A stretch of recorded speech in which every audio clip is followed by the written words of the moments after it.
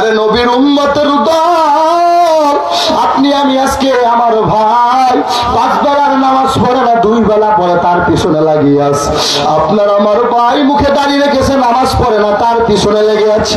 অথচ আমার ভাই দাড়ি নাই, টুপি নাই, পর্দা নাই, কোরআনের তিলাওয়াত নাই, বহু বান্দা জালেম হয়ে পড়ে আছে, তার পিছনে কেউ নাই। কথা বলেন ঠিক কিনা? যেই বান্দা নামাজ পড়ে কে মুনাজাত করলো, কে করলো না, কোন বান্দাটা নামাজে কিভাবে দাঁড়ায়, ওইগুলা নিয়ে সমালোচনা চলে। অথচ কোন বান্দা নামাজেই পড়ে ওটা নিয়ে কারো মাথা ব্যথা নাই। কথা বলেন ঠিক কিনা? আরে নবীর উম্মতের দল, তুমি মাথায় টুপি দিবা, টুপি দিলেই আদায় হয়ে গেল সুন্নাহ। তুমি টুপি সাদাটা পরবা না কালোটা পরবা, কিস্তি টুপি পরবা নাকি অন্য কালারের টুপি পরবা, নাকি পাঁচকল্লি টুপি পরবা, যেটাই পরো, টুপি পরলো কিনা, মাথা ডাকলো কিনা, ডাকলেই আদায় হয়ে গেল। কথা বলেন ঠিক কিনা? টুপি নিয়ে কোনো দলাদলির দরকার নাই, মাযহাব নিয়ে কোনো দলাদলির দরকার নাই, আলেমদের মধ্যে মতভেদ করার কোনো দরকার নাই। আজও দেখলাম আরে নবীর উম্মতের দল গাজীপুরের শ্রীপুরে কন্যা সন্তান বাবার বড় আদর করে লালন পালন করে, যেই সন্তান এত আদর করে বানাইছেন, মা বাবা লালন পালন করে শিক্ষিত বানাইছে, সন্তানকে ভালো জায়গায় বিবাহ দেওয়ার পর আমার সফর সাথী আমার মোবাইলে দেখাইল, গাড়িতে বসে দেখি বাবার কলারে মেয়ে, কন্যা সন্তান, উপযুক্ত মেয়েটা যার বিবাহ হয়ে গেছে, বাবার কলারে দৌড়ে কয় জমি বিক্রি করছো, ওই টাকা আমার কন্যা। নাউজুবিল্লাহ, জুড়ে বলেন না নাউজুবিল্লাহ। যেই মেয়েটা বাবার কলারে ধরতে পারে, বাবার গায়ে আঘাত করতে পারে, আমার মন বলো এর মধ্যে যত শিক্ষাই হোক, আল্লাহ পাকের দ্বীনের শিক্ষা, মদিনার নবীজির আদর্শের শিক্ষা ঢুকতে পারে না। কথা বলেন না কেন ঠিক কিনা? আজকে জান্নাত ও জাহান্নাম বয়ান চলতেছে রে মুসলমান, ওইদিকে ইমানের এই খবর নাই। কথা বলেন ঠিক কিনা? আপনার আমার সন্তান বড় আদরের সন্তান, স্কুলে ভর্তি করলাম, সেখানে শিখাই কিভাবে সাইকেল কিরিং কিরিং, কথা কন ঠিক কিনা? ব্যাংলাপ কেমন করে দিতে হয় ওইগুলো ওখানে শেখানো হয়।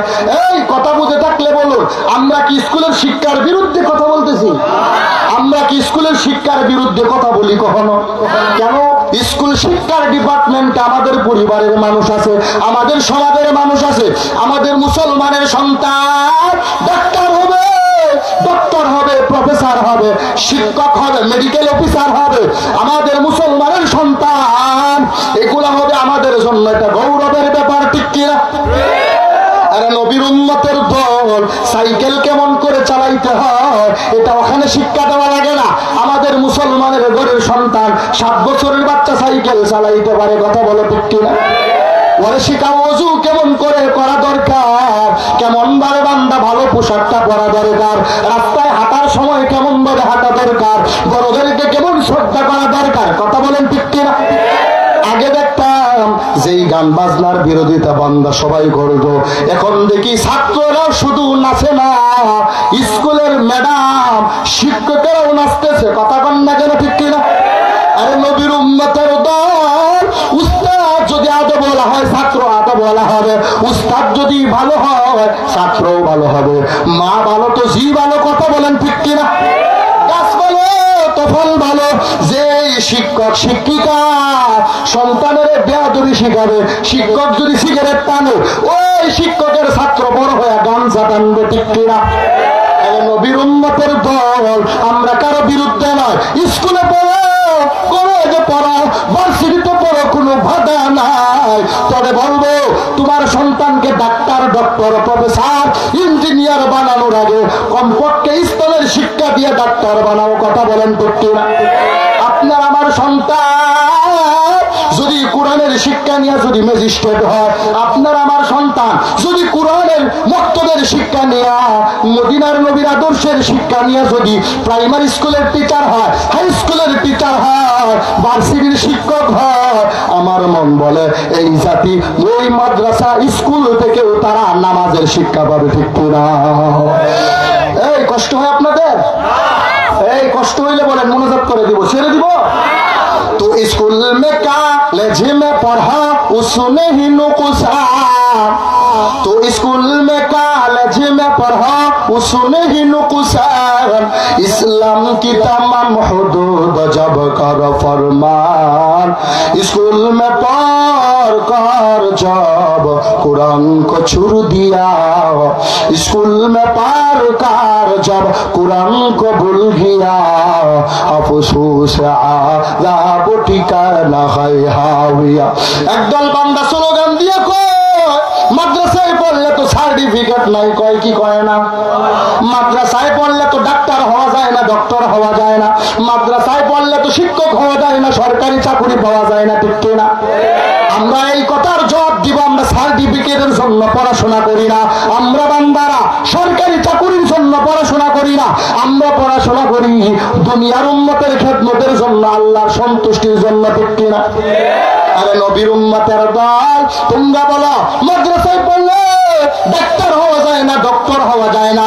আরে মুমিন শাহের নাম দাইলের মুসলমান তোমাদেরকে বলে যায় আমি তোমাদের কথার সাথে সুর মিলাইয়া তাল মিলাইয়া বলবো মাদ্রাসায় না পড়লেও তো আলেম হওয়া যায় না ঠিক কিনা এই কথা বলেন না কেন মাদ্রাসায় না পড়লে ভালো মুফতি মুহাদ্দিস হওয়া যায় না ঠিক কিনা মাদ্রাসায় না পড়লে তো ভালো দিন শিক্ষা অর্জন করা যায় না আমি বলবো মাদ্রাসায় পড়ো আমাদের মাদ্রাসায় ছাত্রের অভাব নাই আমাদের মাদ্রাসাগুলোর দিকে তাকায় দেখো প্রত্যেকটা গ্রামের ওয়ার্ডে ওয়ার্ডে মাদ্রাসা কথা বলেন ঠিক কিনা আরে নবীর উম্মতের দল আমি বুঝাইতে চাই সবাই আমার মতো টুপিওয়ালা মাওলানা মুফতি হওয়ার দরকার নাই কারণ আমার খুতবায় যে আয়াত পড়লাম আল্লাহ রাব্বুল আলামিনের কালাম সত্য আল্লাহ বলেন যদি জান্নাতে যাইতে চাও জান্নাতে যাওয়ার জন্য কি লাগবে দুইটা জিনিস লাগবে কয়টা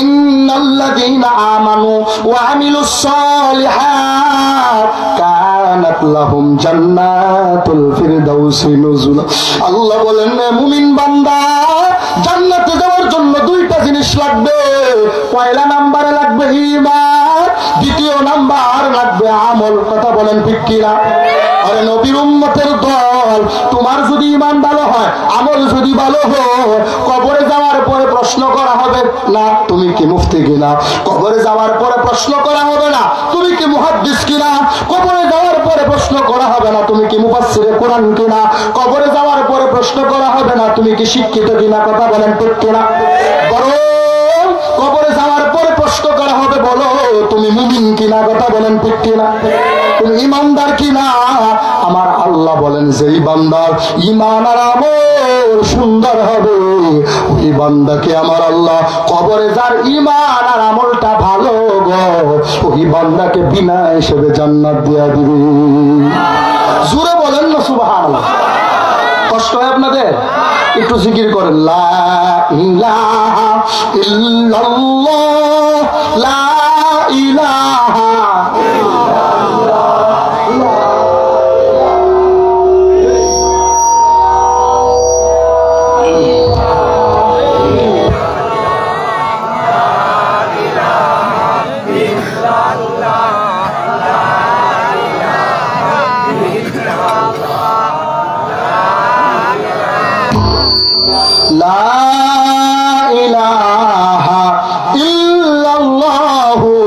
মুহাম্মাদুর রাসূলুল্লাহ সিজদা করব না গায়রুল্লাহ সিজদা করিব ইল্লাল্লাহ লা ইলাহা ইল্লাল্লাহ সিজদা করব না গায়রুল্লাহ এই গায়রুল্লাহরে সিজদা করব সিজদা কার করব ইল্লাল্লাহ মানে আল্লাহ ছাড়া আল্লাহকে ঠিক কি না লা ইলাহা ইল্লাল্লাহ কোনো মাবুদ নাই আছে কে ইল্লাল্লাহ আল্লাহ ছাড়া মানে আল্লাহ জোরে বলেন না সুবহানাল্লাহ সিজদা করব না গায়রুল্লাহ সিজদা করিব ইল্লাল্লাহ লা ইলাহা ইল্লাল্লাহ জোরে লা ইলাহা ইল্লাল্লাহ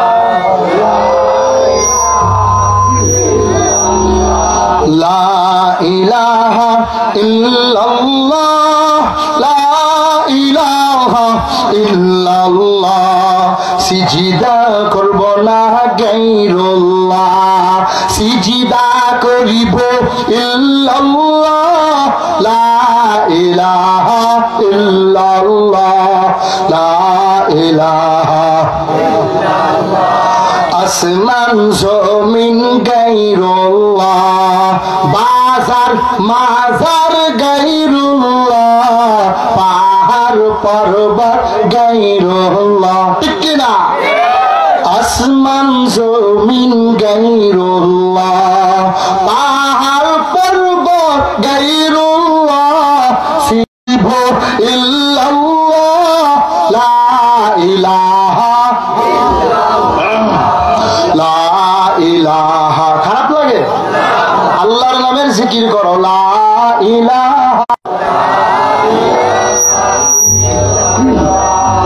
লা ইলাহা ইল্লাল্লাহ লা ইলাহা ইল্লাল্লাহ লা ইলাহা ইল্লাল্লাহ মুহাম্মাদুর রাসূলুল্লাহ।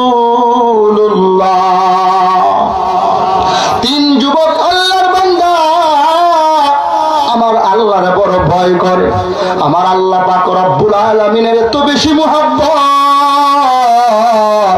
বান্দাদের সিনার মধ্যে ঢুকে গেছে।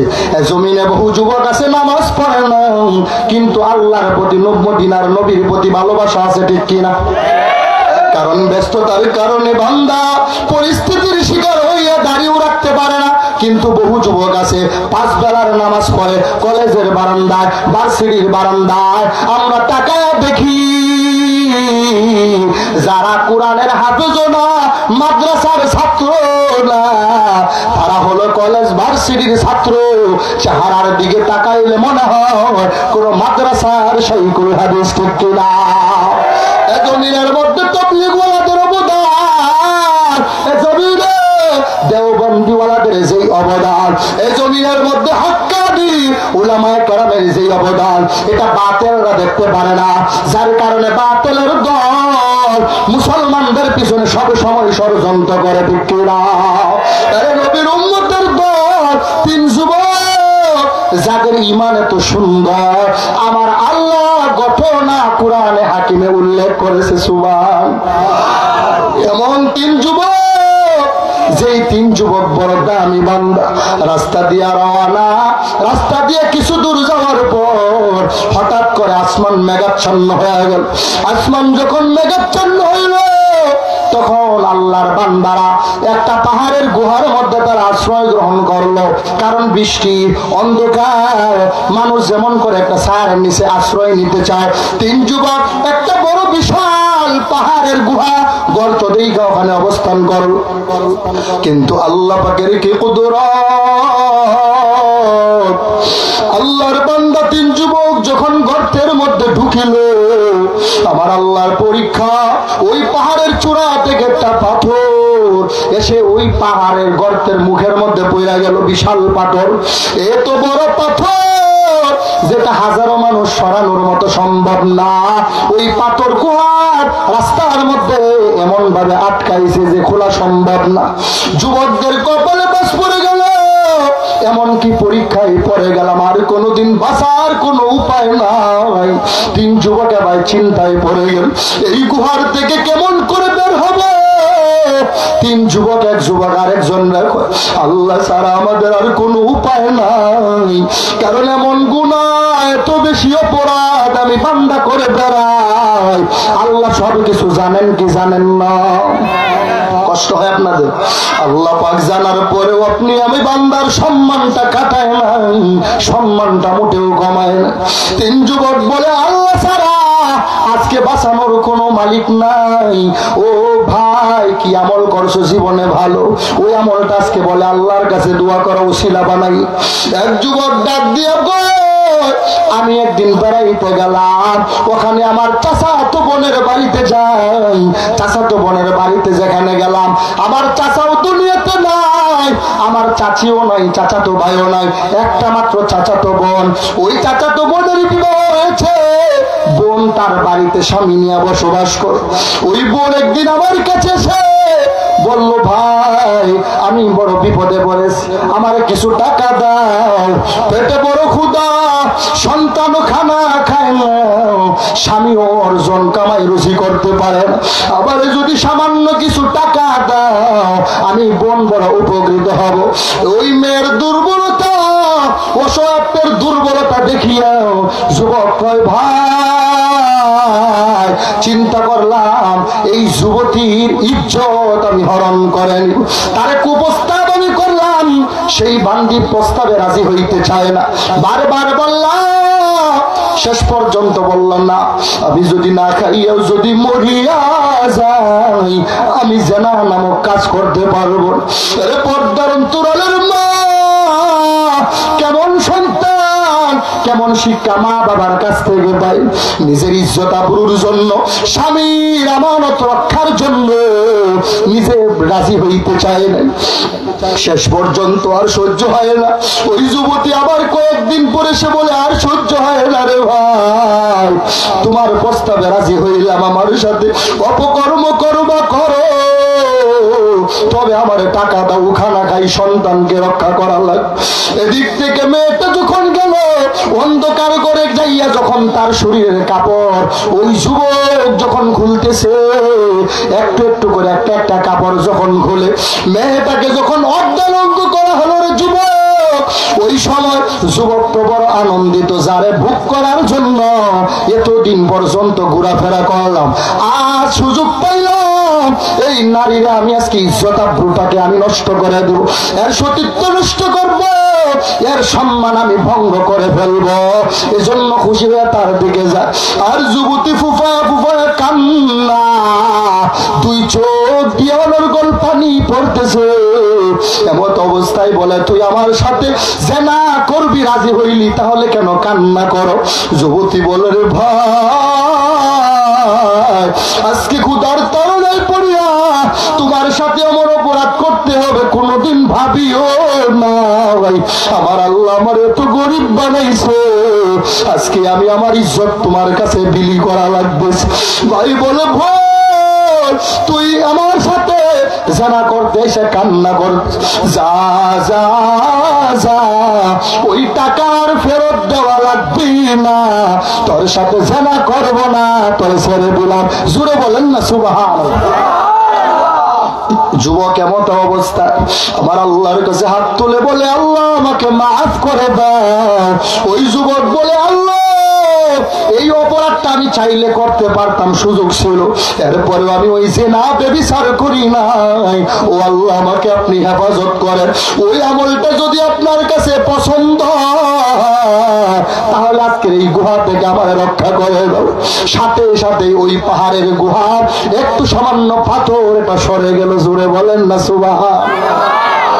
আরেকজন যুবককে বলল 3 ভাগের 1 ভাগ পাথর সরে গেল, এই ছিদ্র দিয়ে তো বের হওয়া সম্ভব না। ও যুবক তুমি এমন জীবনে কি ভালো কাজ করেছো আল্লাহর কাছে বলো। যুবক আবার বলতেছে রে ভাই আমার অনেক সম্পদ, আমার অধীনে অনেক মানুষ তারা জমিনে বসবাস করে, আমার কাছে তারা কাজের কাজ করে, কামলা দেয়।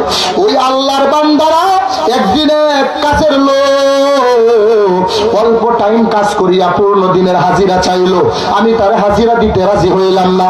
তুমি সারাদিন কাজ করবা, তোমার মজুরি তুমি নিয়ে যাইবা। সে রাগ করিয়া অর্ধবেলার পারিশ্রমিক আমার কাছে রেখে চলে গেল। আমি ওই টাকাটা নিজে খরচ করি নাই, ওই টাকাটা দিয়ে আমি একটা ছাগল ভেড়া কিনলাম। এরপরে তা থেকে অনেকগুলো ছাগল ভেড়া লালন পালন করে বড় একটা পাল হয়ে গেল। সেখান থেকে আমি ওই বেড়ার পালটা আমি বড় সুন্দর করে লালন পালন করতেছি আমানত হিসেবে। বহুদিন পরে ওই কাজের লোক শ্রমিক আইসা কয় মালিক তাড়াতাড়ি আমার পারিশ্রমিক দিয়ে দাও। আর আমি তারে বললাম শ্রমিক ভাই আমার তোমার সম্পদ এইগুলা যা দেখতেছো নিয়ে যাও নিয়ে যাও। সে বলে আপনি আমার সাথে কি ফাজলামি দুষ্টমি কর? আমি বলছি না না, তোমার সম্পদ দিয়ে এগুলা করার কারণে সম্পদ বেড়েছে, এই জন্য হালালে বরকত আর হারামে কোনো বরকত হয় না। কথা বলেন ঠিক কিনা?